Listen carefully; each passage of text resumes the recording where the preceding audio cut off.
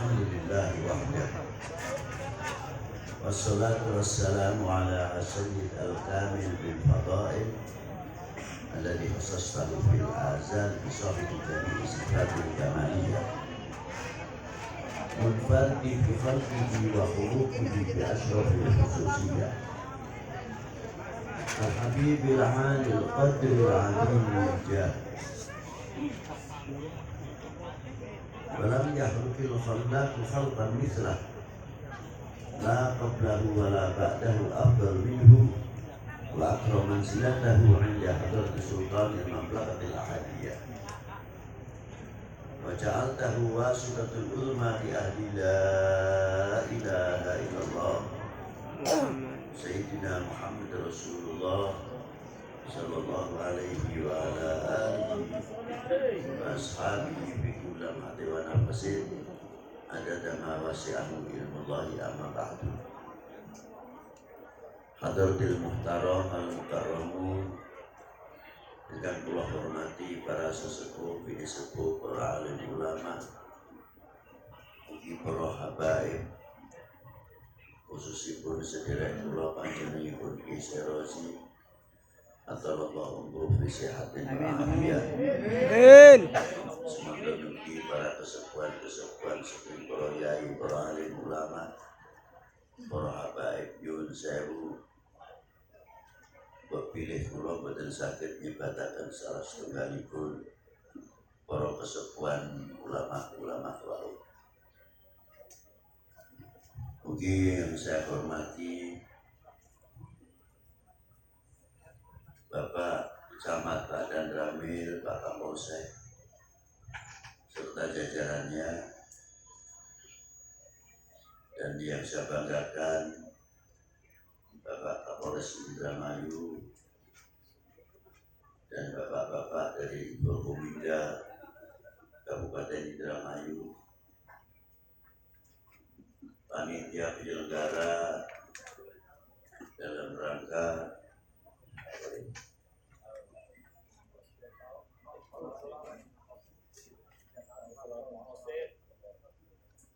tiga tahun khol Sahibul Miftahil Maqasid Sayyidi Syekh Muhammad Abdul Malik dari Kidul Palu, Purwokerto.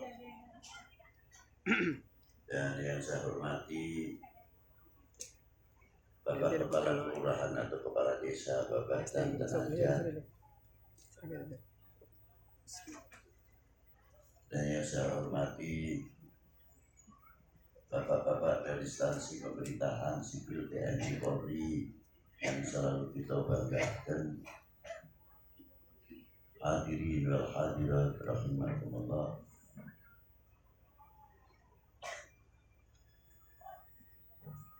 Allah Ta'ala sampun dawuhaken ala bi dzikrillah tatma'innul qulub.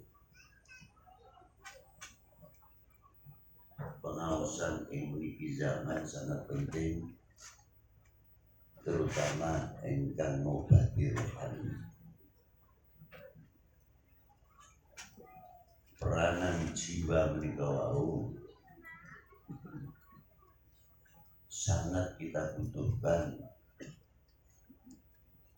karena dengan jiwa atau ruh yang sehat akan membangun ketakwaan kita akan lebih kepada Allah Subhanahu wa Ta'ala.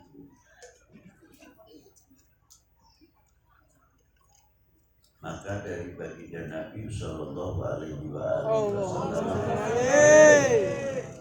beliau tidak terlepas dari Allah Ta'ala diberi satu obat yang luar biasa supaya kita ini tidak menjadi golongan manusia yang lupa. Sebab kalau sudah terjadi lupa kepada Allah Subhanahu wa Ta'ala, akan timbul satu kemaksiatan yang tidak bisa dilihat secara kasat mata, adalah kemaksiatan hati kita, kemaksiatan batinnya kita, sehingga mengotori sanubari. Kalau secara lahiriah sudah ada alatnya, umpamanya atus sabedina ada yang simping telu, gewenten simping 3, ada saping kali atau kaping sepindah. Wudu nggih boten saged tetang malih. Sing mudawamatil wudu tajdidul wudu sepiturute. Kathah. Wonten sing cukup wudune tiap badhe salat kemawon. Tapi pertanyaanipun, apakah wudhu kita itu mencapai batinnya kita atau tidak? Atau wudhu kita semata sebagai syarat belaka untuk sahnya sholat? Sehingga kita tidak bisa membawa karya buah wudhu untuk kehidupan sehari-hari yang mengandung filosofi sangat tinggi sekali. Itu belum obatnya hati, kita mengambil saja dari babul wudhu. Setiap hari kita umpamanya wudhunya 5 kali setiap mau sholat fardu, lamun dihitung basuh rai ping 3 sewuduan, ping 5 berarti malas. Iku sing sedina. Umpamane sebulan berarti 15 kali ping 30 pira wudhu 400 kita ngubah rai sebab wudhu 450 kali. Ngubah tangan pada baik, ngubah suku atau sikil ya pada baik, telinga telinga ubun-ubun sama 3 kali. Kalau dihitung 450. Tapi buahnya apa? Paling buahnya kita dapat bersih. Karena kita jadikan wudhu hanya semata-mata salah.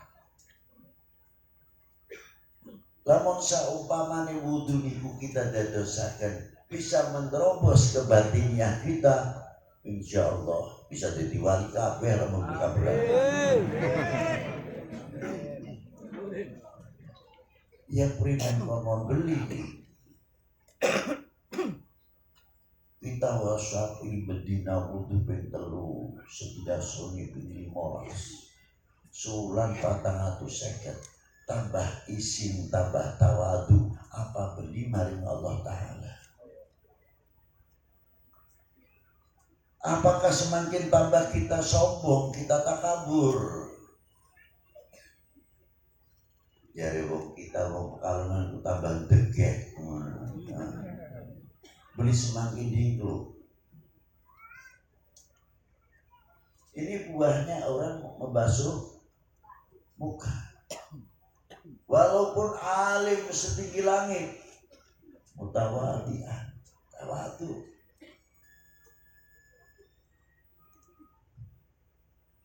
Pertama tawadu, adab asar kepada Allah Subhanahu wa Ta'ala. Adab asar yang diiringi dengan ma'rifatnya. Bukan semata-mata pengakuan karena supaya ditulis orang ahli tawadu. Bukan. Akeh wong nulis awake dhewe muni al-fakir. Al-fakir beli weruh karepe al-fakir kupine.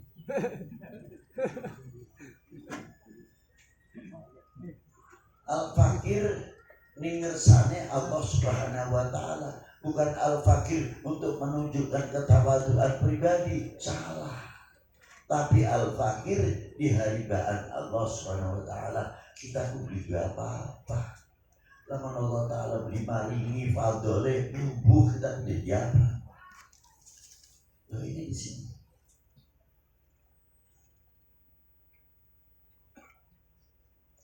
Ma'rifatnya semakin tumbuh, tauhidnya semakin luar biasa, selalu melihat kebesaran Allah Subhanahu wa taala, sedangkan melihat dirinya tidak ada apa-apa, kecil. Begitu pula ketika kita melihat baginda Nabi Sallallahu Alaihi Wasallam dengan tawadhunya, kita syukur kepada baginda Nabi. Man lam yashkurin nas lam yashkurillah. Barang siapa tidak mengerti terima kasih kepada manusia, sama halnya tidak mengerti terima kasih kepada Tuhan, kepada Allah Subhanahu wa taala. Apa terima kasih kita kepada Rasulullah?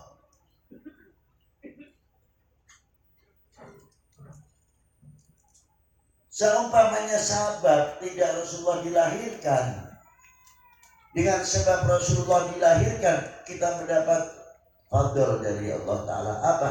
Rupa al-iman wal Islam.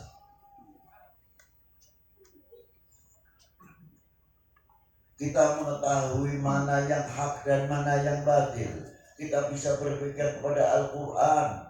Kita tahu hadis-hadisnya Rasulullah. Kita bisa membedakan mana yang halal dan mana yang haram, mana yang makruh, yang mubah, dan yang syubhat, mana akhlak yang baik dan akhlak yang tidak baik. Kita mengerti taat kepada Allah, taat kepada Rasulnya, taat kepada para ulama, taat kepada pemerintahnya, taat kepada kedua orang tua. Kalau tidak ikut Rasulullah, apakah kita ngerti itu semuanya? Jangankan lagi kepada Allah Ta'ala, kepada Rasulullah Sallallahu Alaihi Wasallam kita belum ada apa-apanya. Mau mengadakan begini, ingat jasanya Rasulullah SAW. Yang ketiga, tawadhu kita kepada para guru kita, para ulama kita, para sholihin. Terus tawadhu kita, walaupun kita melihat orang tua kita itu bodoh, alif lempeng dan huruf, saking ketinggalan. Terkadang kita menganggap sepi karo orang tua. Beli sadar orang tua kita bangun pagi baru sholat subuh baik. Sing penting wis bisa nglakoni sholat subuh, balapan beli weruh musim ketiga, beli weruh musim rendeng ning sawah. Bari matul pikirane diduga awake dhewe, pikirane ning anak. Kita sekedar bodohe kanan-kanan iki. Ngaji gak boleh bisa. Apa mungkin anak-anak kita akan turun seperti kita maning? Orang tua kita tidak mau yang demikian.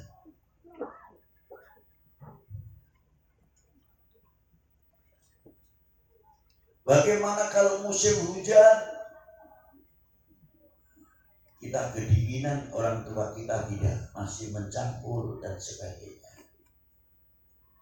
Apalagi kalau sudah musim kemarau, bapak-bapak kita yang di kota-kota musim panas, yang terkadang menarik 1,5 kintal, belum orangnya, paling berapa uangnya, 50.000 rupiah atau kurang. Yang dipikirkan siapa? Anak istrinya yang di rumah. Aja nanti pedot sekolah, aja nanti pedot pesantren. Itu jasa-jasa orang tua kita. Tidak cukup dari itu, waktu kita kecil digendong bari mak. Isingus pada dua anak terutama. Lamun dengan bocah panas, setemenan berdekan panas. Ya Allah, nangis nangis. Jari wong tua apa ucape, Gusti menawi sakit kangge kula mawon aja bocah. Itu orang tua perjuangan. Kita punya rezeki banyak, makan di restoran belum tentu kita ingat sama orang tua. Bung iya ya guna, tuku apa saja senengane emakku apa nasi rawon. apa nasi lengko, apa nasi apa. Ingat kepada orang tua. Sehingga ketika mau makan, menyuap kepada mulutnya sendiri, mata kedua orang tua kelihatan di mata kita. Bersida, gagian-gagian baik, pingin age-age, mumpung mak karo bapak dulu sari. Begitu diterima oleh bapaknya sama ibunya, sirah nang bak ye sepira, wis iling dari wong tua. Wong tua ku gregel hati. Dungane ku dawa. Aduh, nang besok sirah ku tak dongakaken sehat walafiat dawamu rezekine apa itu ini segan sepincuk dungane wong tua ngumpuli gunung ceremai gede. Itu orang tua kepada anak. Orang tua kita makan dari prasmanan. Kalau tidak malu sih kita makan enak. Sedangkan bocah kita larang makan enak baik. Kalau mau bisa dipilih dibungkus, dipangan barengan dari anak-anak di rumah. Itu orang tua. Begitulah hebatnya perjuangan orang tua. Maka ketika kita ziarah kubur kepada orang tua, apa yang pertama kita lakukan? Tahlilan, yasinan, yang bisa ada dari orang sih. Tapi pernah tidak kita ziarah kubur sebelum baca apa-apa kita ngomong, mak, ngapurai segede mak kanggo kita kisunah kedatang Allah Ta'ala. Ngapurai kita kudu sempat menyenangkan membahagiakan orang tua. Panjenengan sudah pulang ke haribaan Allah Subhanahu wa Ta'ala. Dulu bisa balas jasanya orang tua. Itu. Maka apakah kalau sudah orang tua sampun boten benten putus tidak bisa kita membalas? Ada. Siapa yang mengatakan putus? Tidak. Bagaimana cara membahagiakan kepada kedua orang tua? Menjalin saudara sing kompak rukun beli pecah belah. Beli isi-isi nanti wong tua loro nginjil kubur. Tukaran kakak adik. Terkadang permasalahannya tidak seberapa. Coba kalau kita bisa membawa barakatul wudu, tawadhu kita akan menambah makrifah kita kepada Allah Ta'ala. Dan tahu mengenal jasa kedua orang tua. Itu wudu baru basuh muka. Sepele itu katanya enteng bae. Kalau kita debat ngomong belum tentu bisa melakukan. Satu. Lalu yang di bagian diwudui apa? Di dalam muka kita ini mata, mulut. Kesucian mata kita yang kena air wudhu ini sudah sejauh mana? Kita belanjakan kepada yang baik lebih banyak atau yang jelek lebih banyak? Kalau pakai pakaian putih yang sudah bersih begini, mau duduk saja kita lihat kursinya kotor apa beli. Kalau mau duduk di bawah, tengok-tengok dulu, cari kertas koran atau apa. Karena menjaga pakaian. Padahal pakaian itu seputih apapun, paling tinggi 2 hari dilepas cuci. Tapi kalau mata saben hari nemplok.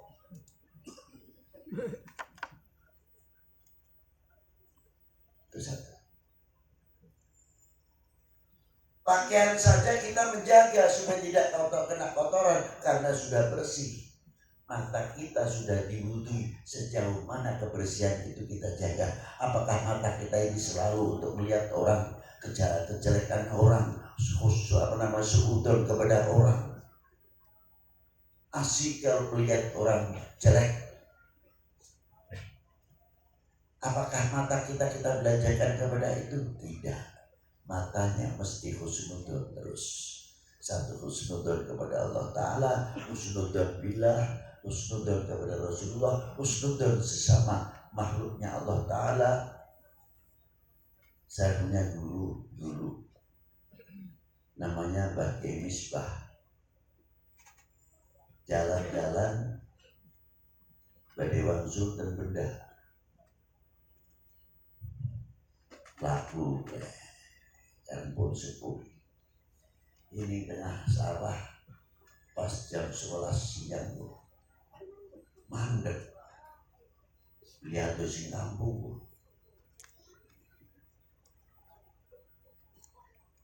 Jadi hati kita dulu panas-panas mengenai mandek. Akhir selesai sekitar seperempat jam, Yai terus akan perlu beli mau lamun kita mangkat terus jalan di boten Yai. Ku mau ku anak ayam beli masih nodoli pari sing bekas panenan, masih menikmati rezeki sing Allah Ta'ala. Lamun kita liwat tuh berhenti medhot kenikmatannya ayam. Makhluk saja dijaga kehormatannya, apalagi sesama manusia. Bukan malah mata kita ini asyik, tidak mempunyai filter. Mulut kita lebih-lebih terkadang tidak kita belajar dengan yang baik-baik. Kita tahu sekarang musim corona harus cuci tangan, benar. Tidak cukup itu saja, mau makan juga tangan kita cuci. Habis makan pun ada cuci mulut, entah itu pisang, entah apa. Tapi kapan kita cuci mulut pakai tasbih, pakai zikir, pakai sholawat kepada Allah, kepada baginda Nabi SAW. Zikir kita kepada Allah supaya mulut kita itu baik, tidak sembarangan asal wani ngomong. Bikin suara yang terkadang supaya melihat umat, supaya lihat bangsa ini pecah belah, seneng, asyik, gatel kalau tidak melihat bangsa ini pecah belah. Kemana buah wudhu kita? Kemana hiasan kita, bidzikrillah kita?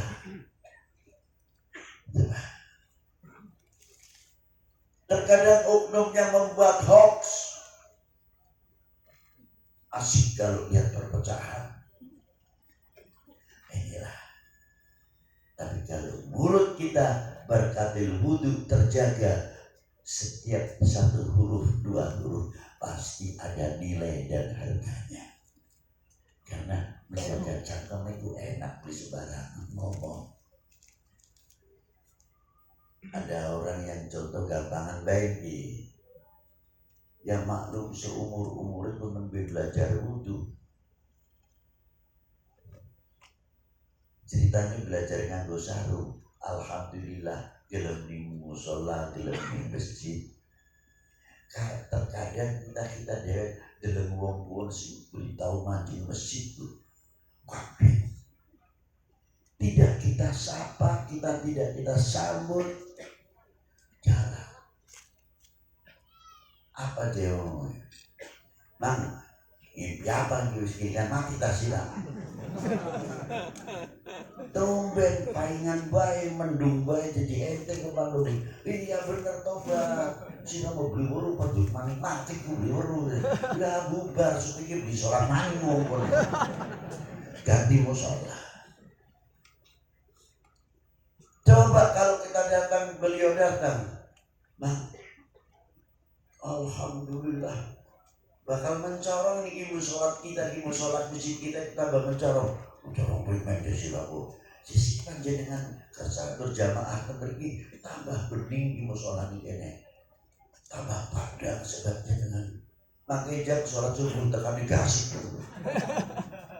bangga. Ini pendidikan ulama yang luar biasa. Ada satu yang top tapi jarang diterjemahkan yang luas. Apa di antaranya? Ini kira-kiranya masih betapa beli. Japros. nasib kita si doer panjangan hantu. Ada orang mati keluar dari rumah atau di musola, biasanya talebe wakil keluarga atau kiai mengucapkan saksi dia para sederek niki mayit saya masih ada beli ini teman anda tapi si guru kan beri meja beribu saya terkadang jabat jenengan itu orang mancing akal bisa mengkorban eksperimen ya mungkin kita perlu mati nih mungkin di kesurupan botol di kesurupan jibak ini kesurupan botol ini mati upama gimana dan tidak masuk akalnya di sini kita perlu ngomong nakal tapi tetap baik nalika dibawa ke masjid kita suruh ikrar saya niki para sederek niki mayit saya gimana berarti panjenengan kalian kula gadah tugas tutup buku. Jangan sudah menceritakan orang-orang yang sudah meninggal. Kalau kita sudah ikrar berani menyatakan baik, harus kita mengatakan orang itu baik. Jangan diungkit-ungkit lagi. Mungkin urip si pulang tuh, alah tukang kayak gini. Apa maning anaknya maning bu? Jangan bu. Terus berputar. Padahal waktu meninggalnya si A kita berani mengatakan menyaksikan baik. Masih diungkit baik. Pendidikan akhlak orang tua kita jauh. Sudahlah kan bukunya yang dahulu yang masih hitam tapi yang putih masih banyak. Ayo si putih ditulis yang baik. Pendidikan yang luar biasa dari orang tua kita. Nah, ini mulut ini, telinga diuntui, ada tangan jelas miskin besi ngerai baik. Kuping itu filter tinggi. Kalau sing kana omongan itu beres dulu tentu jelas bagaimana. Hati-hati bakalan akhir-akhir. Engko bubar corona bakal ana maning. Sing tok maning sing ngomong sing gawe wis ngono bae. Duh apa-apa saniaraken. Senang kalau rakyat umat ini gundah. Hatinya kecil, imunnya menurun, mentalnya menurun. Kalau sudah imun mentalnya menurun, kerjanya serba was-was. Aduh kita bakal makanan. Primen sampai ada yang tidak berani keluar rumah. Nah inilah. Gara-gara apa? Kuping. Coba kalau telinga kita punya filter, kok dingin, kok berita mah biasa. Sing konon tuh didelok dingin sumber regas nanti dingin bu. Dengan tenang aja. Corona primen makhluk Allah Taala pada hari kita ini. Singarane makhluk Allah Taala kuwi beli bisa duwe kuasa nguripaken utawa mateni. Penjagesan saking Gusti Allah Ta'ala. Tauhidnya mapan, makrifatnya mapan. Karena apa? Telinga punya filter. Itu sedikit sajalah. Sudah dari wudhu kita ambil itu. Nah batiniahnya, kalau kita sudah punya air untuk cuci muka, mandi biasa, wudhu. Nah sekarang berapa kali kita mencuci hati setiap hari? Sandalnya kayak apa penyakit jero hati, takabur, bibir, sumah, hasut, dengki, wis nutupi hati kita bukan gelis lagi. Kapan kita bersih hati kita? supaya ruhaninya kita hidup. Kapan? Supaya tidak menjadi orang yang lalai kepada Allah Subhanahu wa Ta'ala. Siwatirakan para bapak, para ibu satu. Apa diantaranya? Ketika orang mau mati, nazar lupa kepada Allah Ta'ala. Na'udzubillah min dzalik. Ditalkin Allah, Allah pelindung. Siapa Allahku? Kenapa? Hatinya tertutup. Mahjubun. Bahayanya sudah. Maka Allah Ta'ala menurunkan ayat ala bidzikrillahi tatma'innul qulub. Itu obat hati, airnya untuk mencuci hati. Tadi ukirannya hasud, dengki dan lain sebagainya diganti dengan la ilaha illallah, la ilaha illallah, la ilaha illallah. Akhirnya hatinya bersih, kebersihan kejernihan hati sampai mewarnai telinganya, mewarnai matanya, mewarnai lisannya, mewarnai tangannya, mewarnai ubun-ubunnya, mewarnai kakinya, sampai di dalam kuburnya. La ilaha illallah. Kita bawa dalam kubur la ilaha illallah. Tidak menjadi golongan orang yang ghaflah, lalai kepada Allah Subhanahu wa Ta'ala. Ini baru obatnya ruhaniyah, obat hati. Memang orang kalau sudah lupa, biasanya syukurnya kurang, terima kasihnya kurang. Coba kalau orang selalu ingat jasanya orang, syukurnya semakin meningkat. Contoh segampang baik.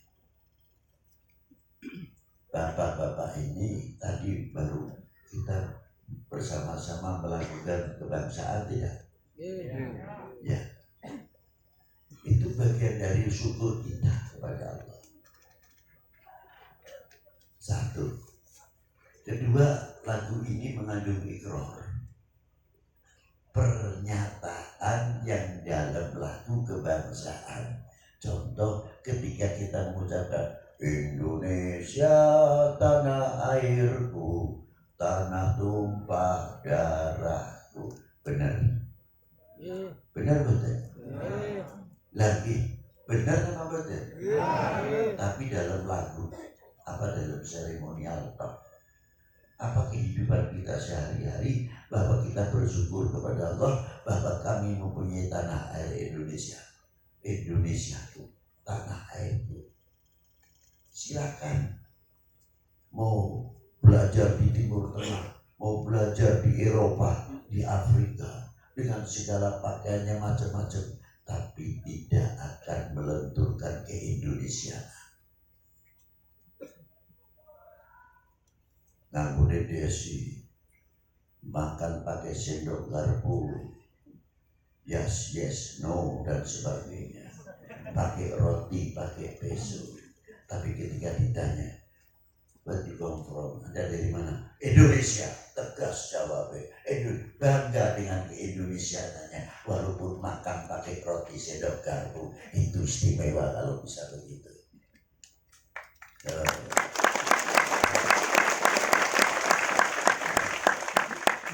Itu di antaranya. Indonesia tanah air. Sampai kapan kita bisa menembus pelajaran ini kepada anak-anak kita? Diajarkan anak-anak kita. Dan kita tarik lagi lebih jauh. Ketika kita mengucapkan Indonesia tanah airku, kalau hari proklamasi mesti diiringi oleh pengibaran sangsaka merah putih. Diangkat hormat kita kepada hormat kita kepada secarik kain, tidak. Tapi di dalam merah putih itu ada nilai kehormatan bangsa, jati diri bangsa, harga diri bangsa ada di dalam merah putih. Maka kita menghormati harga diri bangsa, kehormatan bangsa, jati diri bangsa. Itu sih diharapkan. Hormat kumpulno tentunya mbah ning bendera atau mitos bukan. Jadi biar tahu. Jadi siapa lagi kalau bukan kita yang mengangkat, yang menghormati kehormatan bangsa sendiri, harga diri bangsa sendiri. Pastinya kita sendiri yang harus mengangkat. Lah itulah.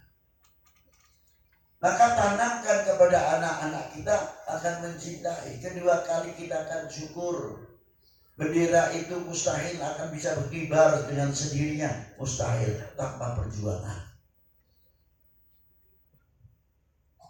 Apa dia ngapain bendera itu ngadek dewek dah? Bila pahlawan kita yang gugur, korban nyawanya, meneteskan darah, keringat, lari-lari pakai bambu runcing. Kita bisa ambil apa? 1945 kita ada di mana? Paling jawab enak pak itu lahir.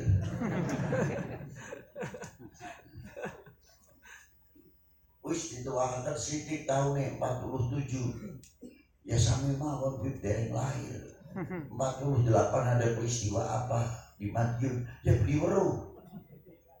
Paling urus sebagian jawab baik kita masih cilik. Si bocah sedikit sebagian tahun 65 aku menangin beli jare baik kita sih. Rumah beli ya. Semakin hilang sejarah ini, semakin hilang. Sangat mengkhawatirkan kalau sejarah sudah semakin disunatin. Kekuatan nasionalisme itu adalah kekuatan sejarah. Kalau kita tahu sejarahnya orang tua, pasti kita akan cinta kepada kedua orang tuanya luar biasa.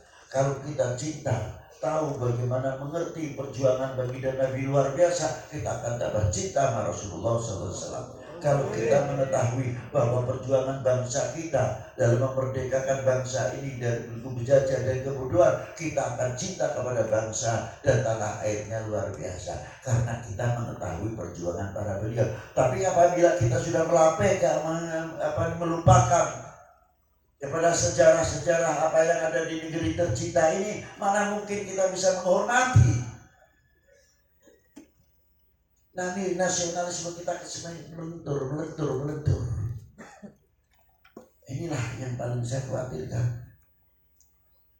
Ma'asyiral muslimin rahimakumullah. Jadi ketika kita mengalunkan itu lagi lagu, kita ingat ya Allah, begitulah perjuangan orang tua kita dalam andil memerdekakan bangsa ini dari belenggu penjajah dan kebodohan. Bagaimana perjuangan orang tua kita dahulu? Kita membeli burung ini kene babata.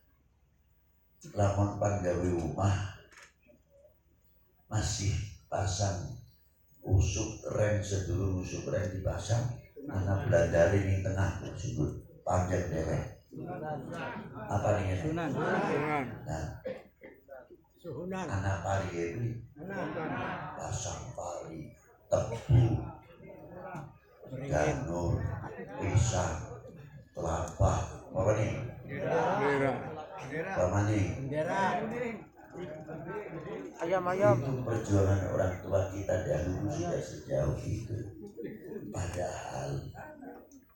Padahal nih ya, kalau pasang bendera merah putih di depan rumah yang akan kita bangun, itu Belanda tahu didor tuh, paling tidak ditangkap. Karena apa? Instansi pemerintahan Hindia Belanda benderanya ya bendera penjajah. Tapi bagaimana orang tua kita menanamkan nasionalisme supaya tidak melupakan benderanya? Hebat perjuangannya. Ya rumah.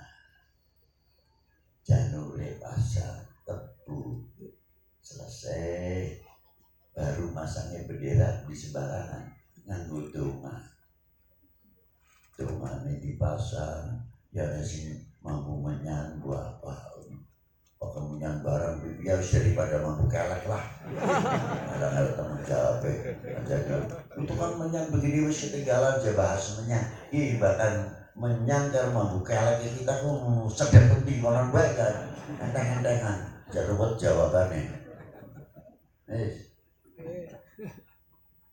tuh dasar wangi amin kenapa kakak ayam memang nih landanya liwat amin tapi panasan bendera itu loh no problem budaya ini culture saya sirap sih goblok bisa orang tua kita gitu.